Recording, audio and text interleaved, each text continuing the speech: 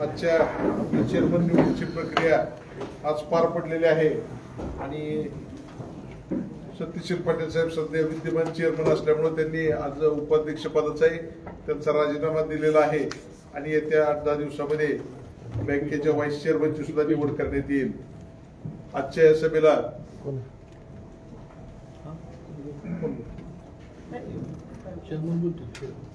Chairman साहेब यांनी मार्गदर्शन करावं अशी मी त्यांना विनंती। अरे मग खाली येणार रे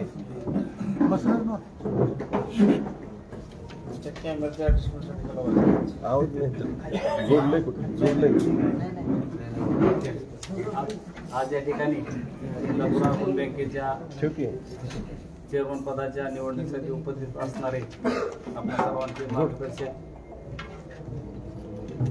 महाराष्ट्र राज्याचे माजी सहकार मंत्री आदरणीय हर्षवर्धन पाटील साहेब, त्याचबरोबर या ठिकाणी उपस्थित असणारे आपल्या पक्षाचे अध्यक्ष ॲडव्होकेट तेजसिंह पाटील, सागरबाबा मिसाळ, राष्ट्रीय सरचिटणीस मकरे साहेब, उपस्थित असणारे बायासाहेब, गुलाब बापू आणि सर्व पदाधिकारी, बँकेचे सर्व संचालक यांचे मी सर्वप्रथम या ठिकाणी स्वागत करतो। आणि आज या बँकेच्या चेअरमनपदी आदरणीय साहेबांनी माझी निवड केली त्याबद्दल मी साहेबांच्या या ठिकाणी मनापासून आभार मानतो आणि सर्व संचालकांचाही माझा विश्वास दाखवला त्याबद्दल सर्वांचेही मनापासून मी आभार मानतो।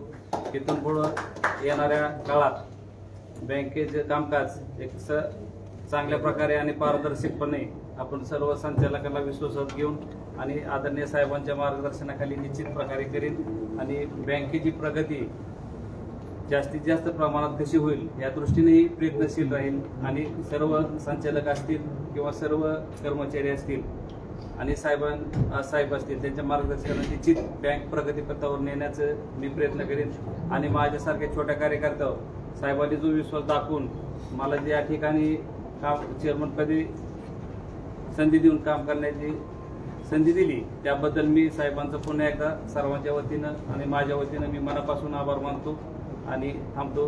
धन्यवाद। यानंतर इंदापूर तालुका राष्ट्रवादी काँग्रेस पक्षाचे अध्यक्ष तेजसिंह पाटील यांनी आपल्याला मार्गदर्शन करावे अशी मी त्यांना विनंती।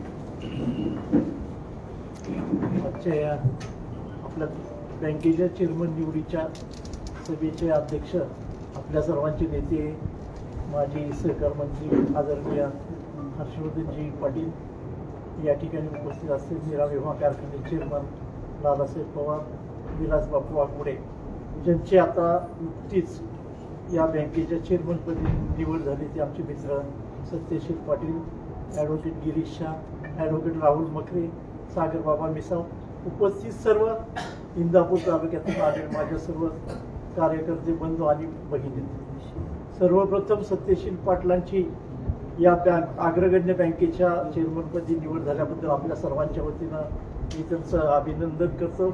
आदरणीय हर्षवर्धन पाटील साहेब यांच्या मार्गदर्शनाखाली सत्यशील पाटील ही बँक आणखी प्रगतीपथावर नेतील आणि महाराष्ट्रातील एक अग्रगण्य बँक म्हणून या बँकेचा नावलौकिक वाढवतील अशी अपेक्षा या ठिकाणी आपल्या सर्वांच्या वतीनं मी व्यक्त करतो।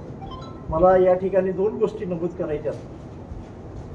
या ठिकाणी राष्ट्रवादी काँग्रेस पक्षाच्या माध्यमातून आदरणीय शरदचंद्रजी पवार, आपल्या बारामती लोकसभेच्या खासदार आदरणीय सुप्रियाताई, महाराष्ट्र प्रदेश राष्ट्रवादी काँग्रेसचे अध्यक्ष आदरणीय जयंतरावजी पाटील साहेब आणि आपले नेते आदरणीय हर्षवर्धनजी पाटील साहेब यांच्या मार्गदर्शनाखाली इंदापूर तालुक्यातील राष्ट्रवादी काँग्रेस पक्षाचे सर्व कार्यकर्ते इथून पुढेही कार्यरत राहतील येणाऱ्या सर्व निवडणुका आदरणीय हर्षवर्धन पाटलांच्या मार्गदर्शनाखाली, त्यांच्या नेतृत्वाखाली राष्ट्रवादी काँग्रेस पक्ष सामोरा जाईल। या ठिकाणी असणाऱ्या विविध कामाच्या संदर्भात वेळोवेळी आदरणीय हर्षवर्धन पाटलांच्या मार्गदर्शनाखाली, नेतृत्वाखाली कामं केली जाईल। आणि ही जी संघटना आहे इंदापूर तालुका राष्ट्रवादी काँग्रेस पक्ष शरदचंद्रजी पवार, ही हर्षवर्धन पाटलांच्याच नेतृत्वाखाली इथून पुढे काम करत राहील आणि इंदापूर तालुक्यातील जनतेला विकासभिमुख राजकारण करण्याच्या दृष्टीनं, इंदापूर तालुक्यातल्या जनतेला न्याय देण्याच्या दृष्टीनं प्रयत्नशील राहील अशी ग्वाही या निमित्तानं देतो। पुनश्च एकदा आपल्या सर्वांचं राष्ट्रवादी काँग्रेस पक्षाच्या वतीनं स्वागत करतो, सत्यशील पाटलांचं अभिनंदन करतो आणि माझं मनोगत संपवतो। जय हिंद, जय महाराष्ट्र।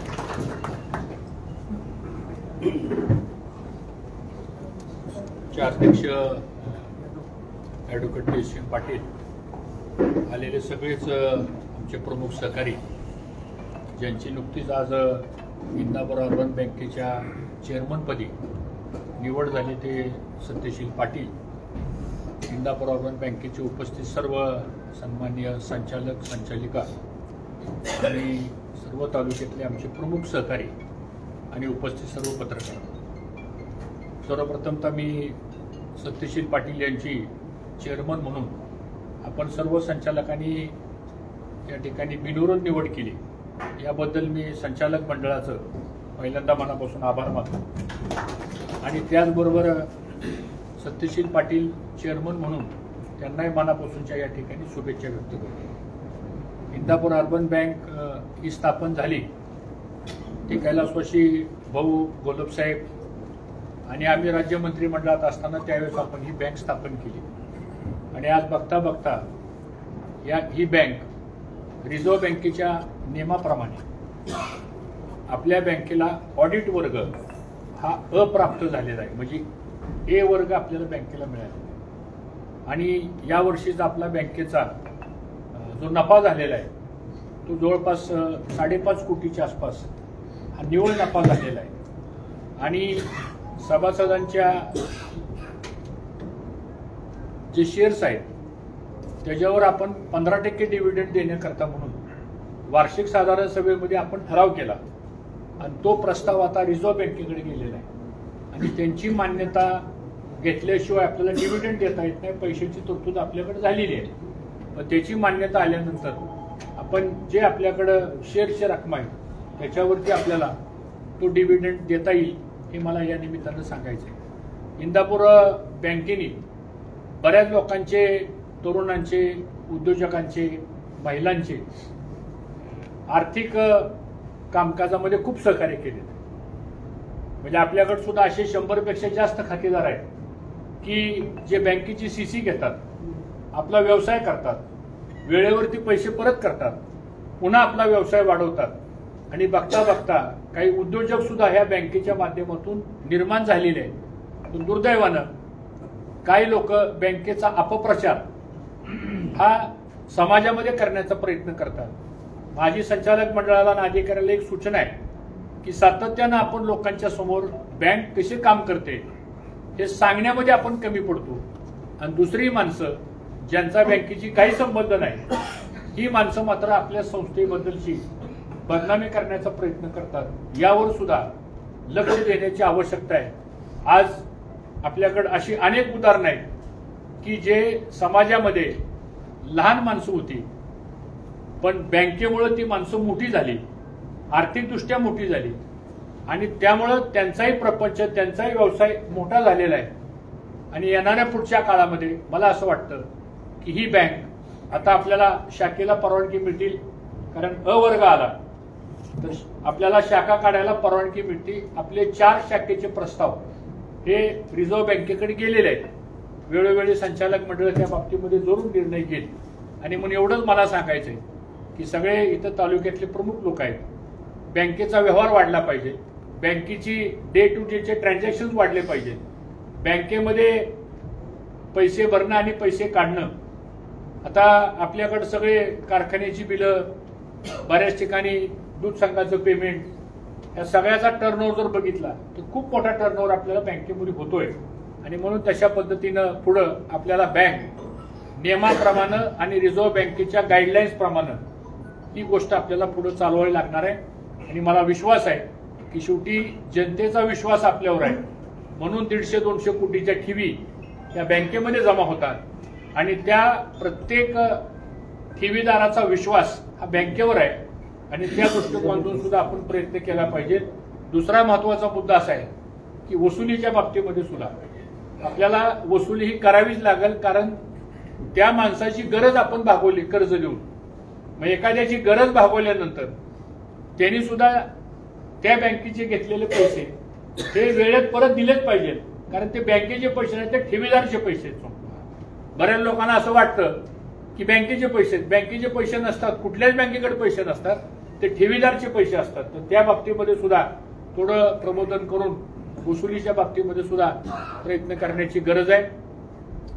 सत्यशील पाटील हे व्हाईस चेअरमन म्हणून त्यांनी बरेच दिवस वर्ष या ठिकाणी काम केलं, त्यांना अनुभव आहे आणि म्हणून त्यांना संचालक मंडळाच्या सगळ्याच्या विश्वासात घेऊन त्यांना आपण काम करण्याची संधी दिलेली आहे। त्यांनी पण आता वेळ ह्या बँकेच्या कामासाठी दिला पाहिजे आणि मला विश्वास आहे की सगळ्या संचालक मंडळाच्या बरोबरीनं ही बँक आपल्याला पुढे नेता येईल, एवढा विश्वास या ठिकाणी मी व्यक्त करतो।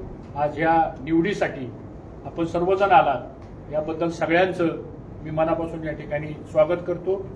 आत्ताच आमच्या अध्यक्षांनी काही भूमिका मांडली, त्याच पद्धतीने येणाऱ्या पुढच्या काळामध्ये सुद्धा आपल्याला सर्वांना एकत्रितपणानं पुढे आपल्याला काम करायचं आहे, ते काम आपण करूया एवढंच या निमित्तानं सांगतो। अधिक काही वेळ आपला घेत नाही, आपल्या सर्वांचं स्वागत करतो आणि चेअरमन सत्यशील पाटील यांना शुभेच्छा व्यक्त करतो।